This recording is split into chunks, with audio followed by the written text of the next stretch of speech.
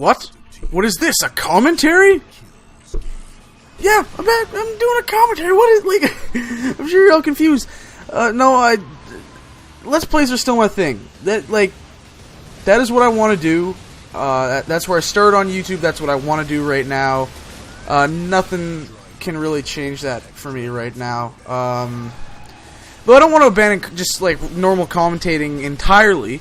The thing is, if you see me doing it, I won't be doing it on Call of Duty. You'll be getting me playing like Uncharted, or as you're seeing here, Twisted Metal. Yes. One of the biggest reasons I decided to do a commentary here is because my good friend Brandon is telling me to send him every Twisted Metal video I do because he thinks this game looks amazing, and he's extremely jealous. This game's awesome. It's had its online connectivity issues more than most games do upon launch, but they're Jaffe and the guys at Sony, David Jaffe, the co-director on the game, hard at work at getting stuff fixed. And there's hair in my mouth, and I don't know why. And it's been slowly improving. It's actually really good now. They think most, if not all, the issues are going to be gone tonight. So when you get in, you got to play a game. Man, is this shit a lot of fun. What you're seeing here is Team Deathmatch. We do lose, but dude, this is just a fun game. Enjoy it. It's an entertaining commentary. It's crazy, chaotic madness. It's so much fun. The single player for this is okay. It's solid. It's not too long. Really, it's just kind of like an extended tutorial for the multiplayer with some badass live-action cutscenes. The real bulk for this game, the meat and bones, the multiplayer. Shit, this is fun, man. And like, this isn't it's different. One thing people complain about when you're talking about really any shooter other than Call of Duty, it's not, the pace isn't fast enough. They can't get into it, and that's the thing with Twisted Metal that's kind of interesting. It's still like insanely high pace like Call of Duty is, but it does require some thinking. It requires a ton of strategy. You need to know how your car handles, because they all have different armor stats, special weapon damage, speed, all that kind of stuff. And whenever you get into the middle of things, I don't do it all the time here, but the big thing is you have to kind of go around the map, collect some weapons, build up your arsenal, and then get into the fray things. It takes, you know, that's a little bit of a slower-ish pace thing, because you're not in the middle of the action, but you're still going at like fucking 100 miles an hour. It's insane. It's so much fun. The controls are great. If you want to see like my full thoughts on it, because this isn't really a first impressions video, if you want to see my full thoughts on it, I've written a review. It's on my blog. It's on the Serious List blog that I contribute to now. Check it out. I'll put a link to that in the description. You can go read it after if you know, reading 1.5K long, word long writing and stuff is your thing. I don't know. You can see I got a remote bomb was strapped to me there. I'm using the vehicle Death Warrant here, and one of the really cool things is they do have a bit of user-generated content in this game. I'm using just what you see here. I've made Death Warrant look different just using the default skin editor, the paint shop. But for creative Photoshop type people like me, we can actually go in and through the Twisted Metal website upload our own custom designs for cars. So if you go on there, I've seen like for one of the trucks in the game, a van called Vermin. Someone created. No, I'm not sure if it was Vermin or for Outlaw. Which you've seen Outlaw in my. If you're watching my Let's Play, you've seen Outlaw. It's a vehicle I use quite a bit. It's like a police Humvee type thing with a turret on top. They created a skin of the Mystery Machine from Scooby-Doo, right? And then for, I believe it was Meat Wagon, which I just shot that guy there. The guy that's like an old school 50s ambulance right there on the right. And there again on the left. They created an Ecto-1 skin from Ghostbusters, right? So it's a lot of fun. There's, like, this is a game that if people complain about how, you know, shooters, because this kind of is a shooter. Like, Twisted Metal is like a shooter, a fighter, and a strategy game with cars. And people complain about how shooters take themselves way too seriously anymore. This is why I love a game like Twisted Metal or Mortal Kombat. They don't give a shit. They're not taking themselves seriously. They're like, this is, like, stupidly unrealistic and crazy and insane and whatever, but fuck it, it's fun! And that's what I love about Twisted Metal. And of course, there's also a bit of the nostalgia factor, because Twisted Metal was, like, the third series I played on PlayStation 2 along with Spyro and Crash Bandicoot. So I have really fond memories of this game, and it is, like, I don't even know how many games include split screen anymore, but Twisted Metal has split screen.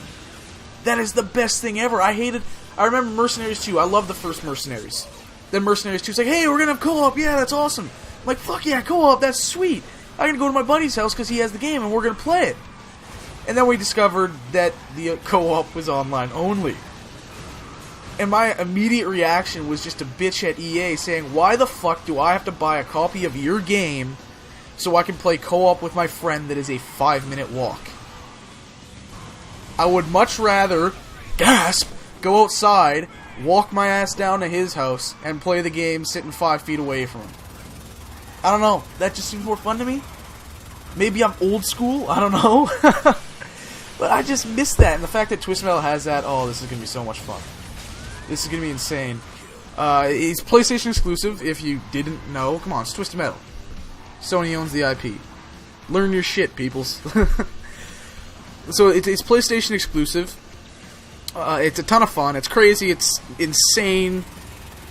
And if you're looking for a break, and the thing is, it's not super like into grinding. Like, you do have to level up to unlock more weapons and sidearms and stuff like that. So but it's not really grinding in the Call of Duty sense, where it's like, oh, you want to get gold for this gun? Well, now you have to use this gun for like 8 hours and get through that stupidly absurd weapon level 31 to get gold. Right? It's not really grinding. It's just go out, fucking blow shit up. You do have good cars from the start. I know you have Outlaw, you have Death Warrant, and those are probably two of the best kind of like mid-range, average cars in the game that are like, you know, average speed, average weapon damage, average armor. And those are good. When you're just getting into it, those are good cars to use. Don't try using like Reaper or Crimson Fury or Kamikaze, because those are, well, they do high damage, and that's probably enticing to a lot of people. It's like, oh yeah, they do, their special weapons do a shit ton of damage, I want to use them. They're very fast. They have very, very low health, so they require being played very differently than Outlaw would be, or Sweet Tooth. Take Sweet Tooth, for example, where he's got probably a moderately high special, if I remember correctly. Very, very little speed, but super high armor. With a guy like Sweet Tooth, you can just get right in the middle of the fray, in the middle of the battle, and you're not going to be too worried, because you're not going to get killed in an instant. But if you take Reaper, the motorcycle, and try and get in the middle of like a battle with 3 or 4 other guys, you're done. You're not gonna do anything. So a vehicle like Reaper is very much hit and run attacks. If you're watching if you're watching the Twisted Metal Let's Play, you're watching it here on Kingdom Playthroughs. On Kingdom Playthroughs, it's 2 episodes ahead than it is here. So you'll be seeing the Mr. Grimm episodes there first, where I actually use Reaper in a couple of the episodes, because he was the guy that rode the motorcycle in the older games. And you'll see what I do is, I don't get really into the middle of the fray things. I get trapped maybe occasionally, and I'm freaking out like, get the fuck out of here. But I go in, and what I'll do is just, fire off a couple rockets, fly by, turn around, come back, do the same thing, hit him with a shotgun. And the other thing I'll do is use the freeze, which is up on the D-pad, freeze a guy, and then hit him with the flaming chainsaw, which is insane. Who was this? This was Roadkill with the mines there. That was driving me insane. Trying to catch up with this guy to finish him off, because, oh no, he's still got like full health. But man, there's what was my quote from the frickin' review? I said it's like they took, I kind of said it earlier, they took the strategy of fighting games and combined it with absurdly fast cars with guns strapped to them. Like, that's awesome. If you're gonna tell me that's not awesome, your man card, revoke, give it here. This game is just a lot of fun, and I'm definitely saying it's not everyone's cup of tea, because there is a learning curve to it. There's a fairly steep learning curve. The reason I was able to pick it up pretty easy, as I said, is I played this on the PS1. Right? I'm not particularly good. I'm not amazing. I still have times where I just do terribly, but I kind of have an idea of what I'm doing. I know the controls. So yeah, it's definitely not everyone's cup of tea. So if you're not really sure, rent it first. But if you've played Twisted Metal before, this is Twisted Metal, man. Pick it up. It's out now, $60 or whatever. Definitely recommend it. There's a commentary, long one, 10 minutes. Hope you enjoyed. Like, favorite, do whatever you want with all the crazy buttons below. There's a comment box too. And I'll see you guys next time.